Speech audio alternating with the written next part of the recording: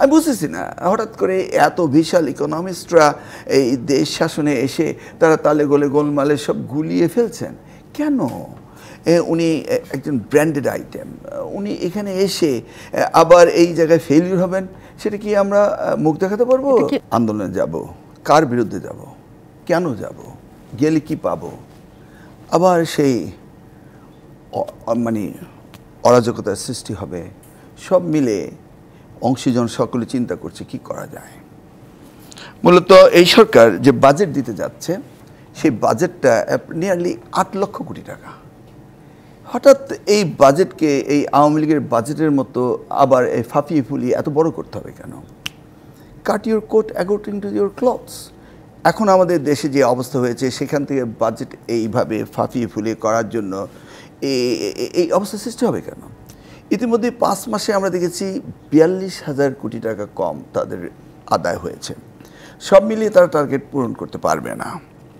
শুনছি ডলার আসছে, কিন্তু ডলার ক্রাইসিসের কথা বিজ্ঞ আলোচকরা বলল যে এলসি ওপেন করতে পারছে না। আমি এই বিষয়টা জানতাম না, আমি ভেবেছিলাম যে এলসি ওপেন করতে পারছে। এই অবস্থাতে সরকার এই পদক্ষেপ নিতে যাচ্ছে কেন, সেটাও আমার কাছে একটা প্রশ্ন। সরকার কি চায় না যে শান্তিপূর্ণভাবে দেশটা চলুক? কেন হঠাৎ করে এই মরার উপরে খাড়ার ঘা?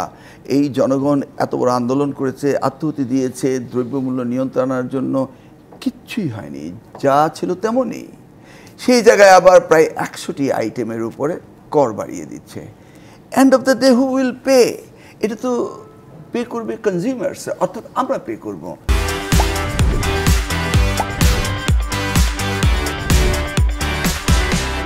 ওনারা 12,000 কোটি টাকার মূসক আদায় করতে চাচ্ছে, ওভার 100 আইটেমস। এই টেলিফোনের 100 টাকার মোবাইল রিচার্জ করলে আমরা পাবো 56 টাকা। এই প্রতিটি লোককে আজকের দিনে একটা রিক্সা পুলার থেকে কৃষক হতে শুরু করে একজন মাছ ব্যবসায়ী হতে একজন বিরাট ব্যবসায়ী, সকলেরই মোবাইলের প্রয়োজন রয়েছে। তাহলে এই যে দৈনন্দিন জীবনে কর করছে কেন? তারা বলছে যে ওই যে 470 কোটি টাকা লোন নিয়েছিল আইএমএফ থেকে, সেই টাকা বাকি এই থার্ড পেমেন্টে পেতে হলে তাদের প্রেসক্রিপশন শুনতে হবে। এই সামান্য কটা টাকার জন্য আমাদের প্রেসক্রিপশন শুনতে হবে? এই সামান্য কটা টাকার জন্য আমাদেরকে এত কষ্ট করতে হবে? আমি এটাও বুঝছি না। আমরা তো জানি ওই মালয়েশিয়া মাহাতির বিন মোহাম্মদকে যখন জর্জ সোর্স প্রেসক্রিপশন দিয়েছিল, উনি এশিয়ান টাইকুন হওয়ার আগে, যে ইন্টারেস্ট রেট আপ করো, উনি এটা না শুনে এটাকে ডাউন করে দিয়েছেন।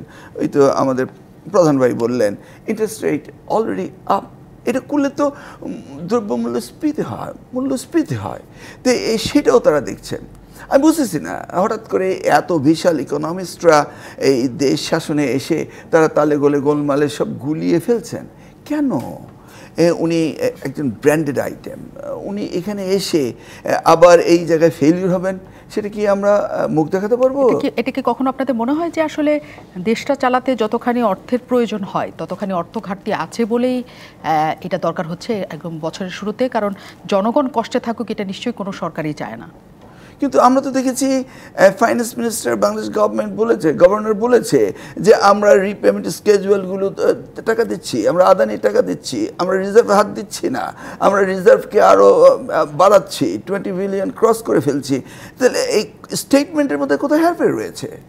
আমরা এখন রিজার্ভ বাড়াবো, সব কিছু করবো, আর জনগণের উপরে আমরা কর চাপিয়ে দিব। এটা কেমন যেন উল্টো পাল্টো। এর পিছনে কেউ কোনো দুর্বুদ্ধি সন্ধি আছে কিনা, এর পিছনে কারোর কোনো ষড়যন্ত্র আছে কিনা, এই সব মিলিয়ে আমার তো সন্দেহ। কি ধরনের ষড়যন্ত্র হতে পারে আপনার মনে হয়? যে এই দাম বৃদ্ধির পেছনে অন্তত কি ষড়যন্ত্র থাকতে পারে? গভর্নমেন্টের মেকানিজম, এই তাদের কোহেসিভনেসের অভাব রয়েছে। এবং অ্যাজ এ হোল এই নোবেল লরেটকে এই যে ওনার পাশে যে ক্যাবিনেট রয়েছে তারা যে সার্বিকভাবে সহযোগিতা করতে পারছেন সেটা দেখছে না।